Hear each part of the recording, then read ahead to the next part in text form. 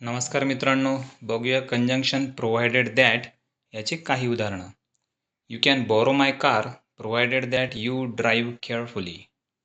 तू माझी कार थोड्या वेळ घेऊ शकतोस, पण तू काळजीपूर्वक चालवशील या अटीवर. You can go out provided that you finish your homework. तू बाहेर जाऊ शकतोस या अटीवर की तू तुझा गृहपाठ पूर्ण करशील.